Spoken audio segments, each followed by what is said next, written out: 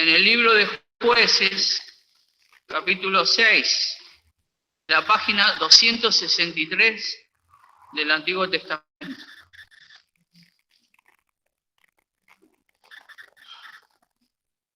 Jueces, capítulo 6, desde el verso 9 al 16, la página 263 del Antiguo Testamento. Jueces, capítulo 6, verso 9 al 16. Y dice así la lectura de la palabra de Dios. Yo os libré de mano de los egipcios y de mano de todos los que os afligieron, a los cuales eché delante de vosotros y os di su tierra. Y dijeos, yo soy Jehová vuestro Dios. No temáis a los dioses de los amorreos. En la tierra habitáis, mas no habéis obedecido a mi voz.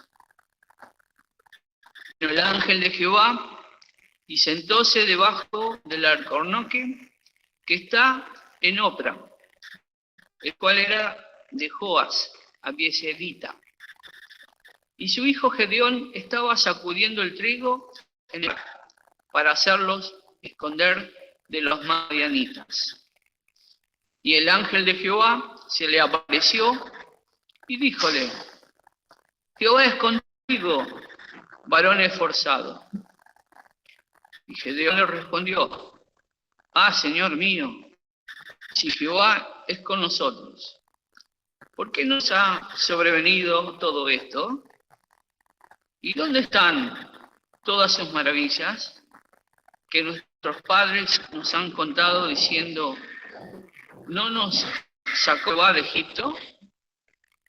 Y ahora Jehová nos ha desamparado y nos ha entregado en manos de los madianitas. Y mirándolo Jehová, díjole, ve con esta tu fortaleza y salvarás a Israel de las manos de los madianitas. ¿No te envié yo? Entonces le respondió, Señor mío, ¿con qué tengo de salvar a Israel? He aquí que mi familia es pobre en Manasés, y yo el menor en la casa de mi padre. Jehová le dijo, porque yo seré contigo, y herirás a los madianitas como a un solo hombre. El Señor bendiga la lectura de su palabra y el mensaje en esta tarde de estar a cargo de nuestro hermano Hugo Pérez.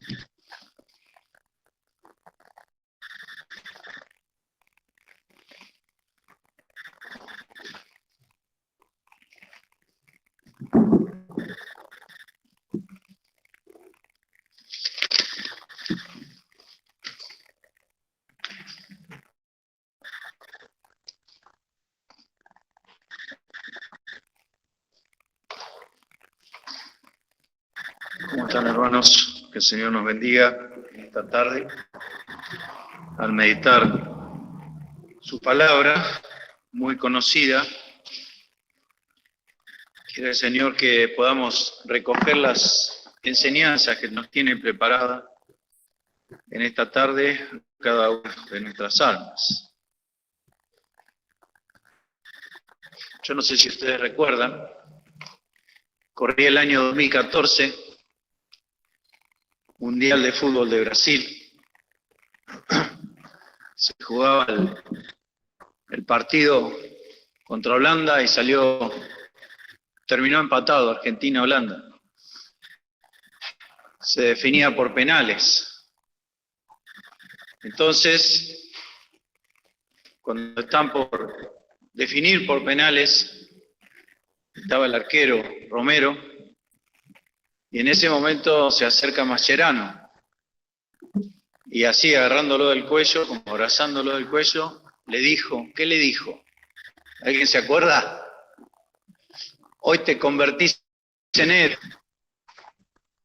Lo más sorprendente es que la frase de Mascherano que después multiplicó en memes y en cosas, y bueno, uno no siempre se acuerda que se la dijo al arquero, ¿no?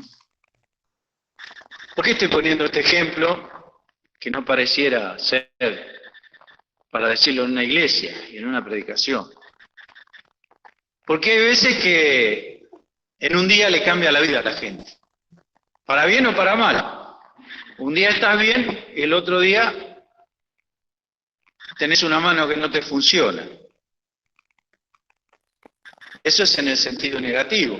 Muchas cosas pueden pasar, ¿no? De un día a otro puede cambiar la vida de las personas. Como digo, para bien o para mal. En un segundo, de un día para otro ya es un tiempo largo. Tiene razón lo que dice el hermano. En un segundo puede cambiar la vida de las personas. En este pasaje que ha leído nuestro hermano, para los que leemos la Biblia, muy conocido, este hombre, Gedeón, que la estaba pasando muy, muy mal, él y todo el pueblo, al punto que estaban empobrecidos, eran saqueados, eran atacados por las tribus de alrededor de esa nación, que entraban en todas sus labores, les robaban, les llevaban los animales, les quitaban el grano que tenían para su sustento. Así que, como dice el principio de este capítulo, eran muy empobrecidos, grandemente empobrecidos por los ataques de los enemigos. Y en ese momento Dios les envía un profeta que les dice esto que está sucediendo. Primero envió un profeta y luego suscitó un juez. Esto que está sucediendo es porque ustedes están dándome la espalda y no me han obedecido. Están cada uno, por así decirlo, entretenido, siguiendo las vanidades de este mundo, y por eso hace 7 años que la están pasando mal. Así que ese día, que relata lo que leímos, dice en el verso 11 que hemos leído, luego de que Dios les avisa por qué están pasando las cosas. Porque han abandonado a Dios, básicamente, porque están pensando en cualquier cosa, menos en Dios. Dice que vino el ángel del Señor y se sentó debajo del alcornoque. El alcornoque es una encina, un roble, es un árbol. Sentóse debajo del alcornoque que está en Ofra, esa es una ciudad, un pueblo, el cual era de Joás, abieserita. Y su hijo, Gedeón, estaba sacudiendo el trigo en el lagar para hacerlo esconder de los madianitas. Estaba escondiendo trigo en el lugar donde se fabrica el vino para simular, digamos, para que no se lo roben, para esconderlo de los madianitas. Y el ángel de Jehová se le apareció. Primero se sentó y lo miró, lo estuvo mirando ahí un rato. Y luego se hizo visible el ángel de Dios. Se le apareció y le dijo: varón esforzado, Jehová es contigo. Dios está contigo. Varón esforzado, varón fuerte, varón poderoso. A este hombre que era, según sus propias palabras, como dice más adelante, el más pobre de los pobres que había, cuya familia era la menos significativa y él encima era el menor. O sea, era imposible que este hombre fuese un varón esforzado. Sin embargo, Dios, y esto, hoy quiero sacar algunas enseñanzas para nosotros de esta historia, que los que leemos la Biblia la conocemos bien. Dios le habla de dos maneras en una sola frase. Primero, lo que Dios iba a hacer con él, lo iba a transformar.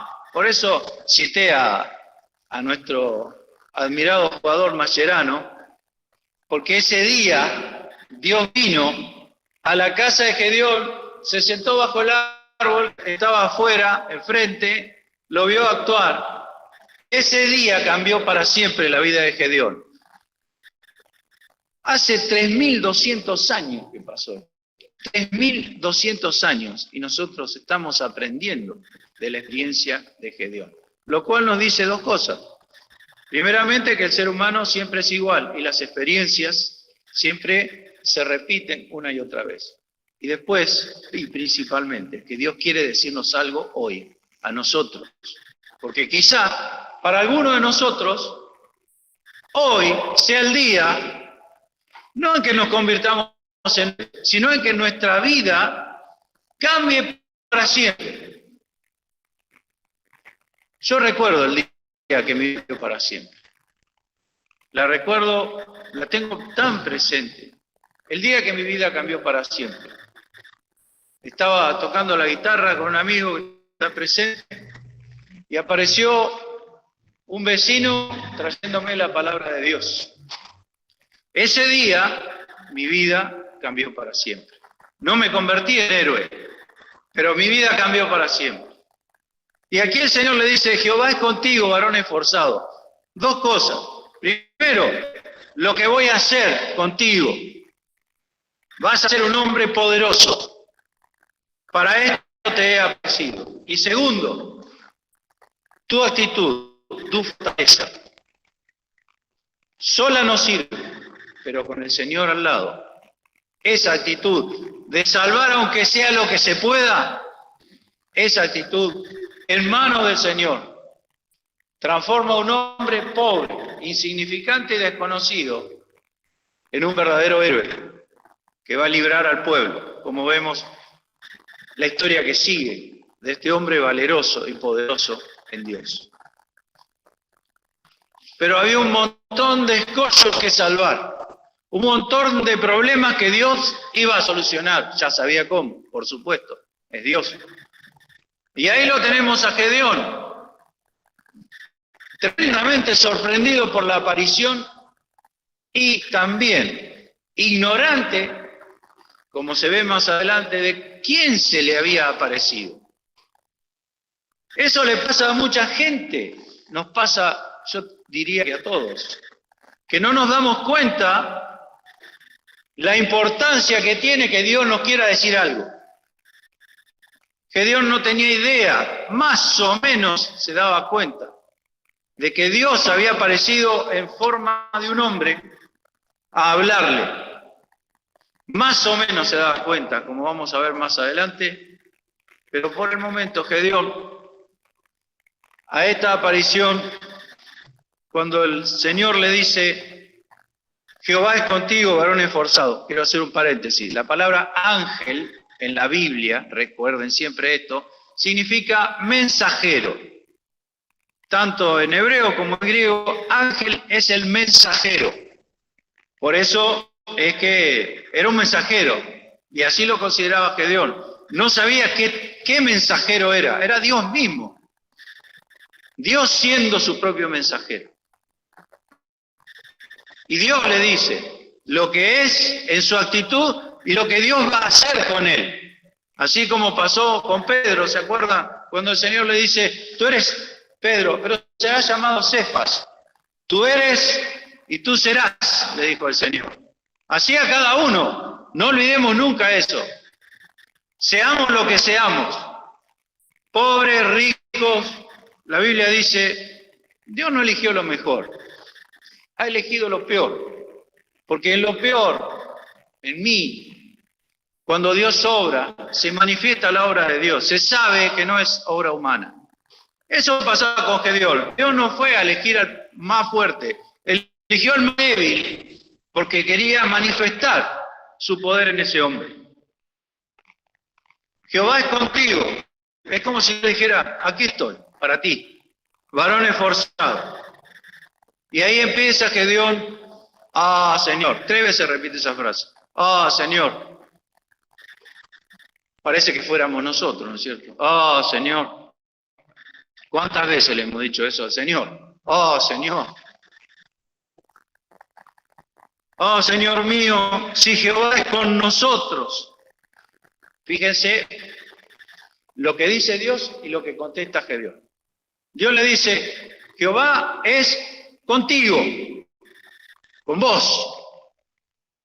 Gedeón responde, si Jehová es con nosotros, ¿por qué nos ha sobrevenido esto? ¿Dónde están todas sus maravillas que nuestros padres nos han contado? diciendo, no nos sacó Jehová de Egipto. Le habla en plural, Dios le habla en forma personal. Y es justamente ahí donde tiene un problema. El primero que tiene que sortear Dios, hablando con Gedeón, no se trata de lo que tus padres experimentaron, aunque te lo hayan contado y sea verdad.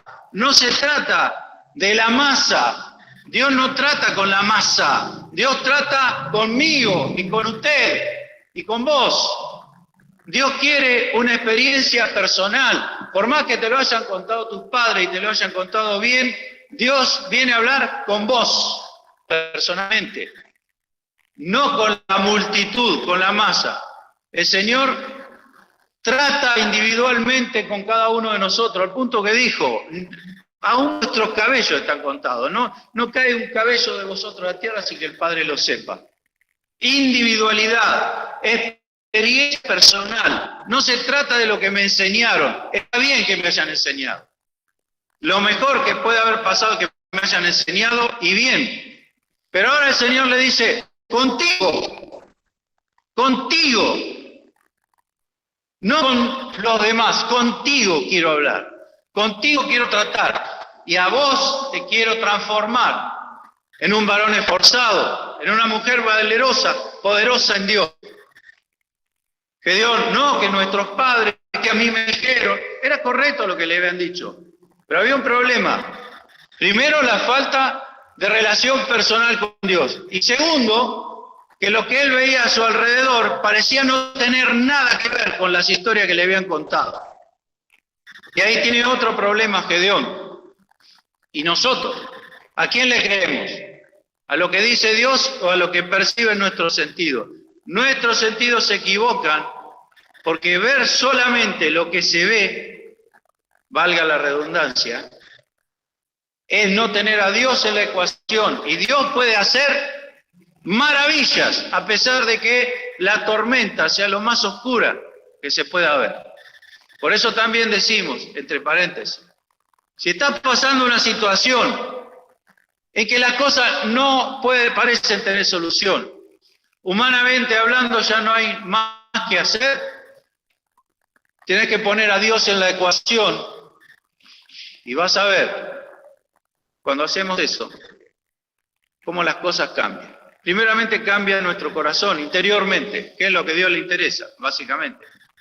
Y luego las circunstancias ya no van a ser tan graves para nosotros, porque dentro nuestro va a estar la presencia del Señor, que cambia todo. Empieza cambiando adentro. Y luego puede ser, como dice acá, poderosa para luchar contra las circunstancias. Pero volviendo a la experiencia de este hombre, vemos primeramente lo que Dios le enseña. Se trata de vos personalmente, no se trata de la multitud.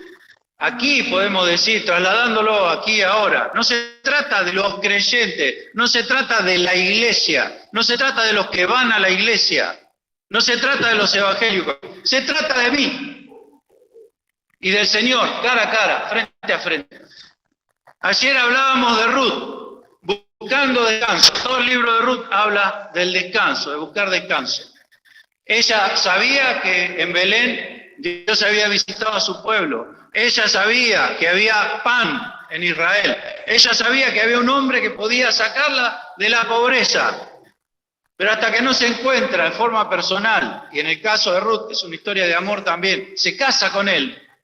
Todo lo que sabía no le servía para nada y no le resolvió el problema. Podés conocer la Biblia de punta a punta, de Génesis a Apocalipsis, si no tenés una experiencia personal con Cristo, no es que no te va a servir para nada, porque es una semilla que está sembrada y algún día dará su fruto. Pero momentáneamente está bloqueado, porque lo que se necesita es conocer a Dios en forma personal. Está bien venir a la iglesia, escuchar la palabra del Señor, por supuesto, Dios lo manda. Está más que bien, pero se trata de encontrarse con el Señor. Se trata de tener una relación personal con Dios. ¿Cómo se hace? Preguntemos. Primer paso, ya está dado. Segundo paso, verso 15. Otra vez, Señor, le dice el Señor, yo te envío a salvar a Israel de la mano de los madianitas. Entonces le respondió, Señor mío, ¿con qué tengo de salvar a Israel? He aquí que mi familia es pobre en Manasés y yo el menor en la casa de mi padre. Sobre llovido mojado, podríamos decir. Entonces Dios primero le dice que es valiente y esforzado, varón esforzado. Y ahora que Dios se ve a sí mismo, se encuentra consigo mismo, iluminado por esa luz que él no entiende, que es la luz de Dios, que le hace ver su condición. Se mira a sí mismo y dice, ¿con qué? ¿Yo? ¿Con qué? Y mi familia tampoco. ¿Y con qué tengo de salvar a Israel? Dios lo quiere llevar a esa experiencia y a cada uno de nosotros también. A veces, yo no sé si a ustedes alguna vez le ha sucedido que se le ha metido un pájaro dentro de la casa. ¿Sí? Te mete el pájaro y ¿qué hace el pájaro? Va al vidrio, una y otra vez. Hasta, ¿cómo podemos hacer para convencer a ese pájaro que se quede quieto, que nosotros le abrimos la ventana y dele contra el vidrio hasta que se cansa, se desmaya? Y ahí es donde, al dejar de luchar, es libertad, porque nosotros lo agarramos y lo ponemos afuera. Muchas veces, piensen esto, el Señor está sentado en el alcornoque frente a nuestra casa, esperando hasta que terminemos de golpearnos contra la ventana y dejemos de luchar. Y reconozcamos nuestra incapacidad, porque ahí es justamente donde la potencia de Dios se va a manifestar. Cuando el hombre es débil, cuando yo soy fuerte, ¿para qué quiero a Dios? Cuando yo puedo, y yo lo hago, y yo no quiero que me ayuden, ¿para qué quiero a Dios? Entonces Dios muchas veces en nuestra experiencia, y eso yo creo que es una experiencia común, que vamos a tener todos, un día nos vamos a encontrar que ya no podemos más. Y ese día, queridos, el día que cada uno de nosotros se dé cuenta que ya no puede más, empiece a dar gracias a Dios, porque ese es el día. Ese es el día. No voy a repetir otra vez la frase de Mascherano, pero ese es el día en que Dios va a empezar a obrar. Porque Pablo decía, cuando soy débil, parece una contradicción, cuando soy débil, entonces soy poderoso. Porque ya no actúa la fuerza que se termina del hombre, sino el poder infinito de Dios. Pablo tenía una enfermedad, no se sabe con qué claridad, el apóstol Pablo. 3 veces oró a Dios pidiéndole que se la quitara. ¿Qué le contestó el Señor? Bástate mi gracia. Te voy a dejar eso. Dice, es un mensajero de Satanás que todos los días viene y me abofetea el rostro. Así describía su padecimiento físico el apóstol Pablo. El apóstol Pablo escribió la mitad del Nuevo Testamento. Dios le dijo, bástate mi gracia. ¿Por qué? Porque mi poder se perfecciona en la flaqueza del hombre. Ahí es donde Dios se manifiesta. Entonces Pablo decía, bueno, entonces me voy a alegrar y me voy a gloriar en mi debilidad, porque cuando sea más débil, más poder de Dios se va a mostrar en mi vida. Y así lo vamos a ver a lo largo de la historia y en nuestra experiencia personal, que Dios a veces nos quita la fuerza, o como pasa con el pájaro, espera que nos cansemos de golpearnos contra el vidrio, para poder entonces ahí obrar Él. Señor, ¿con qué tengo de salvar a Israel? ¿Cómo voy a hacer esto? Es imposible. Exactamente, esa es la idea, responde Dios. Es imposible para ti. Para mí no hay nada imposible, dice Dios. Como cuando María le preguntó al ángel, pero ¿cómo voy a tener un niño si no conozco varón? ¿Qué le contestó el ángel? No hay ninguna cosa imposible para Dios. Dios puede hacer que de una virgen nazca un niño que va a salvar a la humanidad. No hay nada imposible para Dios. Así que vemos, entonces, primeramente, Esto es un proceso, y un proceso común en todos los creyentes. Primeramente, el Señor se aparece para hablarle personalmente. Le aclara, esto es contigo, no es con los demás, es contigo. No habéis obedecido mi voz, pero ahora yo vengo a ti a hablarte personalmente. Luego, tu fuerza, tu poder no alcanza. Es imposible. ¿Con qué? Pregunta Gedeón. Pero también hay una cosa que es fundamental, que ignora Gedeón hasta ese momento, y es, ¿con quién estoy hablando? ¿Quién es el que me viene a aparecer y se sienta debajo de la planta que está en el frente de la casa de mi padre? ¿Con quién hablo? Versículo 17, le dice Gedeón, yo te ruego que si he hallado gracia delante de ti, me des señal de que tú has hablado conmigo. Ruégote que no te vayas de aquí hasta que a ti vuelva, saque mi presente y lo ponga delante de ti. Y él respondió, yo esperaré hasta que vuelva. Fíjese Dios, queridos. Llevémonos esta frase hoy a nuestra casa, a nuestro corazón. Cuando Dios le dice a un hombre, yo voy a esperar hasta que vuelvas. ¿A cuántos de nosotros estuvo el Señor esperando hasta que volvimos? ¿A cuántos de nosotros nos ha tenido paciencia esperando hasta que volvamos? Cuando no sabíamos con quién estábamos hablando, porque esta palabra presente es una palabra que define un tipo de ofrenda a Dios, que es la ofrenda que se llama sacrificio de paz. ¿Qué es esto? Es como si dijéramos, mi vida está toda perfecta, está todo bien, entonces en la antigüedad, ¿no? Hacían eso. Voy a llevarle una ofrenda a Dios. Está todo en paz. Voy a llevar una ofrenda de paz a Dios. No tengo problemas, no estoy enemistado con Dios, las cosas van fantásticas y yo le ofrezco a Dios. Eso pasaba en la antigüedad, era uno de los tipos de sacrificios. Le ofrezco un presente, un sacrificio de paz. Una ofrenda voluntaria. ¿Estaba todo bien? Acaba de decirle a Dios, si Dios es con nosotros, ¿y por qué no están pasando todas estas cosas? Estaba ofreciendo el sacrificio equivocado. ¿Y por qué hacía eso? Porque no sabía con quién hablaba. No sabía que era Dios el que estaba ahí. Entonces, es como si, bueno, me llegó un invitado, lo voy a atender. La hospitalidad me lo manda y le ofrece un presente. Yo te ruego, va y prepara el presente, un rato largo, porque tuvo que carnear un cabrito, cocinarlo, hizo pan, o sea que tardó. Y vuelve. Versículo 19. Entrándose Gedeón, aderezó un cabrito, quiere decir lo preparó. Panes sin levadura de una efa de harina, es una medida la efa.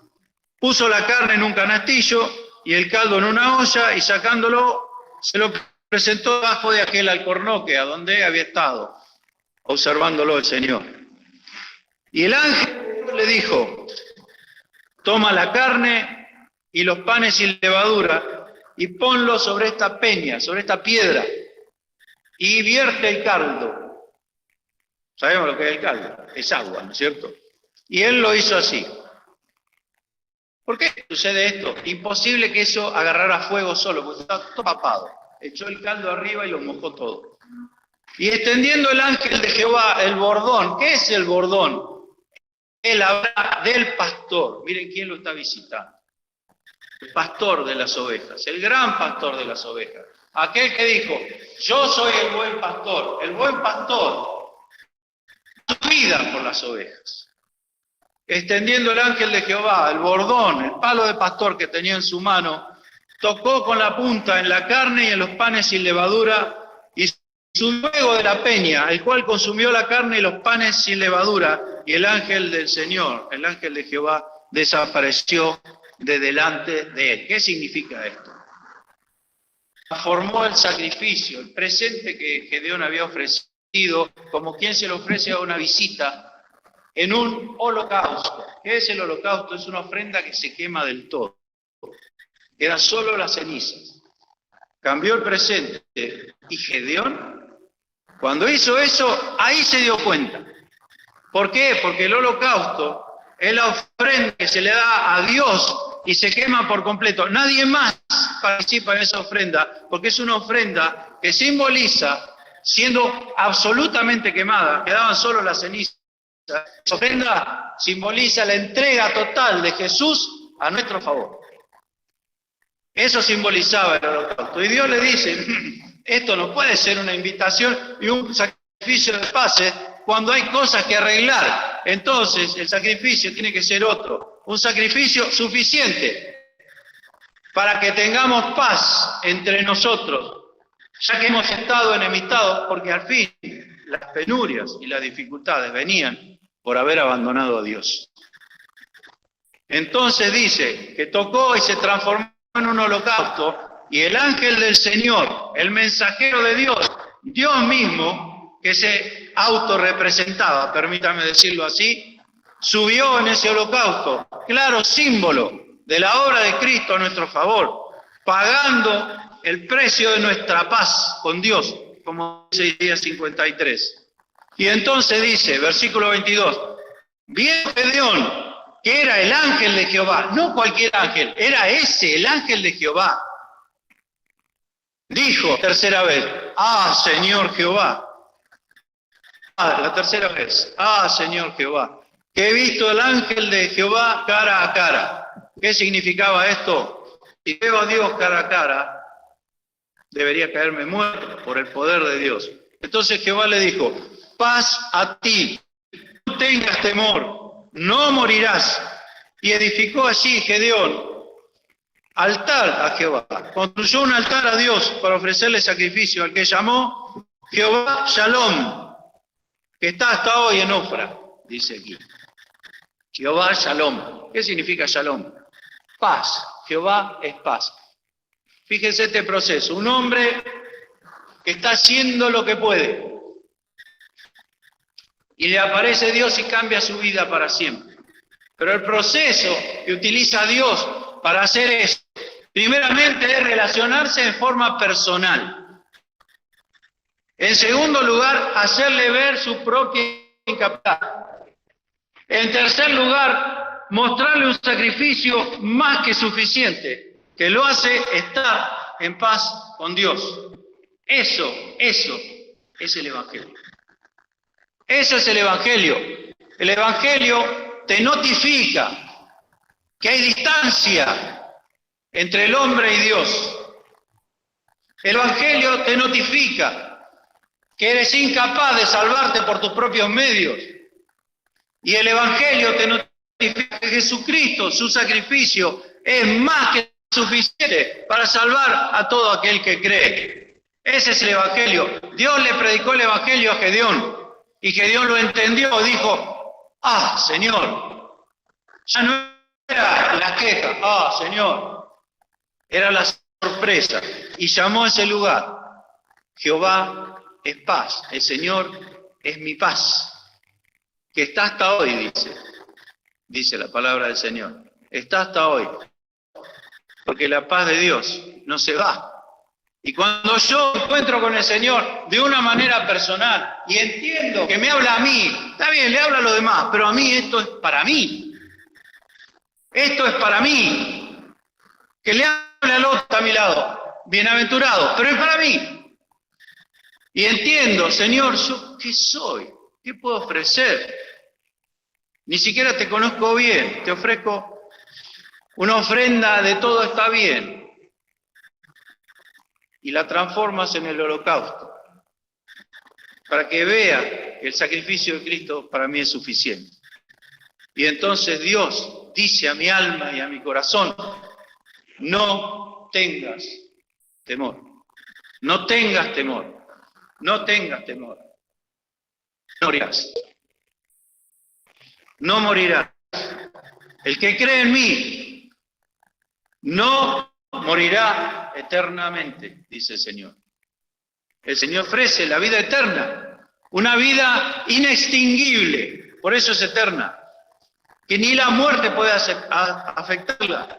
El Señor pone en el corazón del que cree una vida nueva, no solamente en la manifestación de hacer otras cosas, una vida distinta, que es eterna, que no se extingue con la muerte.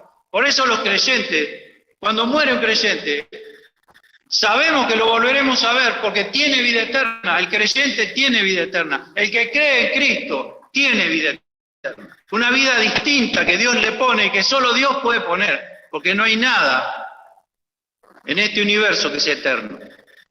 Aún el universo, con todo su esplendor y su tamaño, es perecedero. Solo Dios, que es eterno, puede dar vida eterna.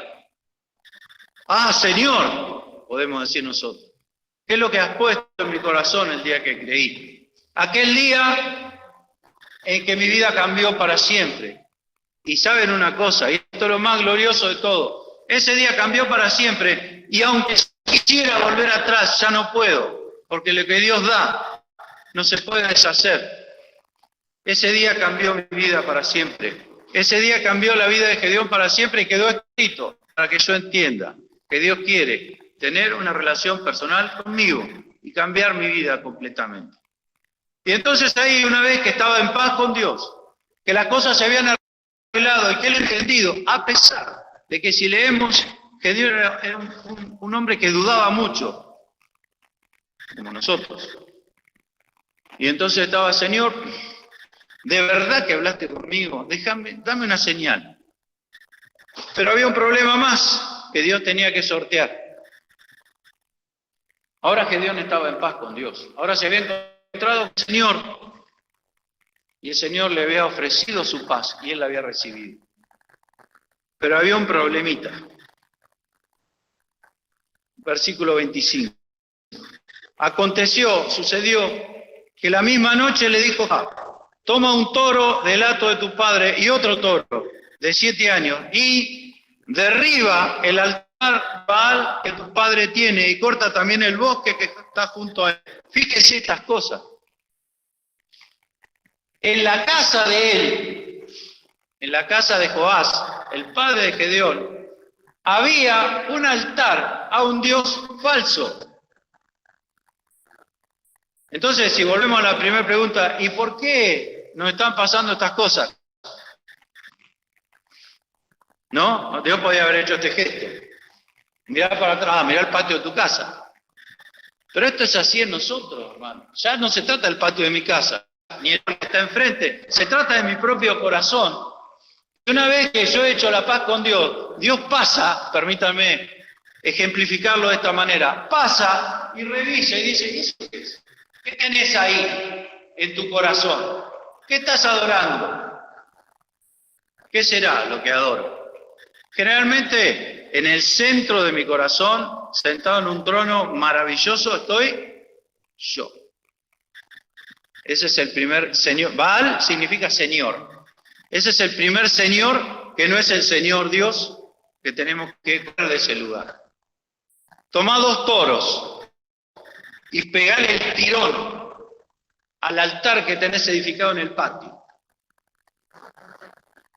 El Señor dijo, es imposible, ninguno puede servir a 2 señores. Por ejemplo, no se puede servir a Dios y a la riqueza, porque uno cuando quiere servir a 2 señores, aborrece a uno y sigue al otro. Así dijo el Señor.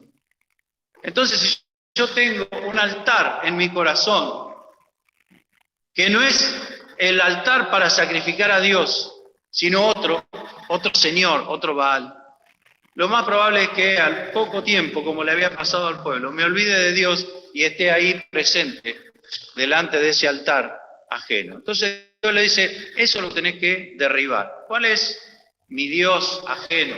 ¿Cuál es tu Dios ajeno? Puede ser la riqueza, puede ser la autocomplacencia. No, si no me gusta no lo hago. Tenemos muchos altares, Pensemos en esto, pensemos en lo que adora la gente. Adora la gente famosa, otros creen ser espirituales y andan por cualquier camino. ¿Cuántas cosas? Adoran el dinero, la mayoría de la gente adora el dinero. Todos esos altares dicen, bueno, tenés que agarrar 2 toros y atarlos, tiralos. Y no solo eso, edifica altar a tu Dios en la cumbre de este peñasco, en lugar conveniente. Gedeón lo hizo de noche a eso, porque tenía miedo de la gente. Era nuevo. Dios tiene paciencia. Como le dijo, yo esperaré hasta que vuelvas, hasta que entiendas. Gedeón tenía miedo y lo hizo de noche. Pero el altar a Dios, dice, tenés que hacerlo en la cumbre de este peñasco. Se va a ver, se va a ver.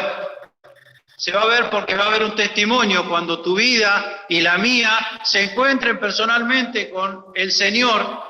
Es imposible, como dijo el Señor, una ciudad sentada sobre un monte no se puede esconder. Es imposible, se va a ver. Uno llega a Batán, en la loma de Batán, de noche, ¿y qué se ve? Aunque en Mar del Plata no está sentada sobre un monte, se ven todas las luces, es imposible no ver. Así es la vida del creyente. Gedeón podía ir de noche a voltear el altar de Baal, pero Dios le dice, allá arriba, en la cumbre de ese peñasco, vas a hacer un altar a Dios, y eso se va a ver. Y se va a ver el cambio, y se va a ver que es distinto. Así que Gedeón, a partir de ahí, como dijera nuestro amigo, el futbolista, ese día Gedeón se convirtió en un héroe de verdad, ¿eh? Parecía el antihéroe, el tipo débil, el que yo qué voy a hacer. Y sin embargo, con solo 300 soldados, escuchen esto, solo 300 soldados que Dios eligió, venció un ejército, escuchen bien, un ejército de 132.000 soldados con carros, y ellos eran pobres y estaban con hambre. 300 vencieron un ejército de 132.000 soldados y mataron a los principales que los atacaban. Eso es un héroe. ¿Por qué fue un héroe Gedeón? Porque se entregó al Señor. ¿Por qué pudo hacer lo que hizo? Porque el poder de Dios lo acompañaba y Dios lo transformó en un pusilánime, en un hombre pobre e insignificante. Dios lo transformó en un varón poderoso. ¿Qué es lo que quiere hacer Dios con tu vida? ¿Qué querrá hoy hacer Dios? ¿Será este el día que tu vida cambie para siempre? ¿Será este el día que te encontrás personalmente con el Señor y le decís, Señor, me reconozco que hemos sido enemigos hasta hoy? O por lo menos no hemos sido amigos. Quizás no sentí la enemistad, pero te he estado dando la espalda hasta ahora. Y si he pensado en vos, fue en los momentos en que por ahí me apretaba un poquito la necesidad. Pero hoy vengo a vos, Señor, así tal como estoy y tal como soy, sabiendo que me estás llamando. Y acepto el sacrificio que Jesús hizo a mi favor para que podamos tener paz. Porque si no seríamos enemigos eternos y yo sería destruido. Pero Señor, ahora vengo a ti porque ya has hecho todo para ponerme delante de tus pies y amistarme con Dios. Y a partir de ahí tener paz y ser valiente y ser distinto, porque Dios está en mi corazón. Y por último, queridos, pensemos en las dos tentaciones que tuvo Gedeón. Porque es muy importante que nosotros veamos la historia de estos héroes, porque Dios cuenta los detalles y nos damos cuenta que eran gente común, que la diferencia que tuvieron con los demás fue la presencia de Dios en sus vidas. Primeramente, Gedeón tenía miedo. Dice el Salmo 64, verso 1, guarda mi vida del miedo del enemigo. No hay peor cosa que tener miedo. El diablo se ha encargado de atemorizar a la humanidad durante siglos y lo sigue haciendo y ahora peor. Ahora está como, sabe que le queda poco tiempo, se ha puesto peor. No hay peor cosa que tener miedo, porque el miedo paraliza. Dios dice, como le dijo a Gedeón, en muchos lugares de la Biblia, como por ejemplo el Señor cuando se le aparece a los discípulos y venía caminando sobre el agua, el Señor. Los discípulos estaban aterrorizados.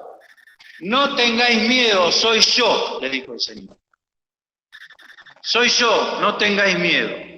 Pasa a ti, no morirás, le dijo el Señor a Gedeón.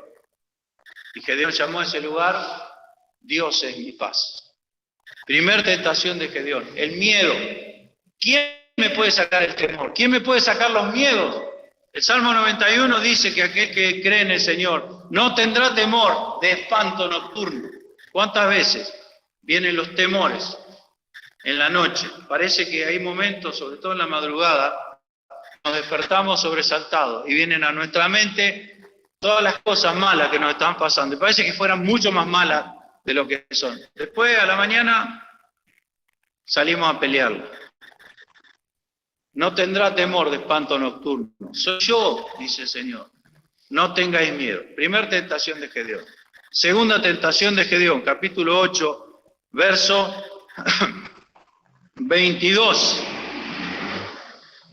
Gedeón vuelve exitoso, vencedor, triunfador de la batalla. Con 300 hombres vence un ejército de 132.000. 3 hombres pobres y débiles. Vence a un ejército de 132.000. Y son los israelitas dijeron a Gedeón: sé nuestro Señor, tú y tu hijo y tu nieto, pues que nos has librado de la mano de Madián. Caramba, qué oferta. A partir de ahora la dinastía de Gedeón, no. Sé tú nuestro Señor. ¿Se lo merecía o no se lo merecía? Por supuesto que se lo merecía. Había liderado un ejército vencedor, que de ser hombres pobres e insignificantes se transformaron en verdaderos héroes. Y ahora recibe lo que ha logrado. Sé nuestro Señor, sé nuestro Rey. ¿Qué contesta Gedeón? Mas Gedeón respondió: no seré Señor sobre vosotros, ni mi hijo os señoreará. No, de ninguna manera. Jehová será vuestro Señor. Dos tentaciones que a nosotros también nos vienen. Primeramente el miedo. Soy yo, no tengáis miedo, dice el Señor. Pero también la otra, sé Señor. ¿Qué hace un señor? ¿Qué hace un rey? Lo que se le antoja. Mientras pueda y lo dejen, lo que se le antoja. Eso hace un rey, eso hace un señor. Entonces tengamos cuidado con estas dos tentaciones. ¿Vieron cuántas cosas nos enseña Gedeón? A nosotros, 3.200 años. Es una maravilla, solo Dios puede hacer esto. Que su Padre tenga tantas enseñanzas para nosotros, aquí y ahora. Ojo, porque una vez que alcanzamos la paz con el Señor, una vez que Dios es nuestro amigo y que nos ha dado la victoria, tengamos cuidado con quién es el Señor. Dice Filipenses capítulo 2, que al fin de los tiempos toda lengua confesará, y toda rodilla se doblará delante de Jesucristo, y todos confesarán, todos dirán: Jesucristo es el Señor. Eso es lo que le dijo Gedeón. Yo no voy a ser Señor. Jesús, Dios es el Jehová, será vuestro Señor. Y nuestra vida tiene que tener ese lema de Gedeón: Dios es Señor, no yo. Yo no soy Señor. Yo no soy dueño de mi vida. Dios es el dueño. A Él le tengo que consultar. Fíjese estas dos tentaciones tan comunes en nuestra vida. Primero el miedo, el temor. No, me voy a arrinconar. No tengáis temor, dice el Señor. Pero también, bueno, listo, ahora ya me salvé, ahora estoy en la presencia del Señor. El Señor ha perdonado todos mis pecados, soy Señor. No, Jesucristo es el Señor. A la gloria de Dios Padre. Mi vida, porque he sido salvado, tiene que estar sometida al señorío de Dios. Para eso necesito saber qué es lo que Dios quiere. Por eso tengo que conocer la Escritura, que es la revelación de la voluntad de Dios a los hombres. Quiere el Señor bendecirnos a todos los que estamos aquí. Pero quisiera terminar con esta idea que nos marca una y otra vez esta historia. Hoy tu vida puede cambiar para siempre si te entregas a Jesucristo, reconociendo tu alejamiento, tu distancia. Y Dios quiere no solo acercarse a tu vida, Dios quiere entrar en tu corazón y hacerte una nueva criatura a partir de hoy. Hoy puede ser el día en que las cosas cambien para siempre en tu vida. Dios está ofreciendo eso. ¿Quién querrá que su vida cambie para siempre a partir de hoy? El corazón del hombre tiene una puerta que solo se puede abrir desde adentro. De afuera no se puede abrir. Dios golpea la puerta y el que toma la manija y abre, soy yo. ¿Hoy qué vas a hacer entonces? cuando Dios golpea la puerta de tu corazón. Hoy puede cambiar tu vida para siempre. Dios lo asegura. Pero la apertura de la puerta es tuya. Vos lo tenés que hacer. Pensemos en esto, que el Señor quiera bendecirnos.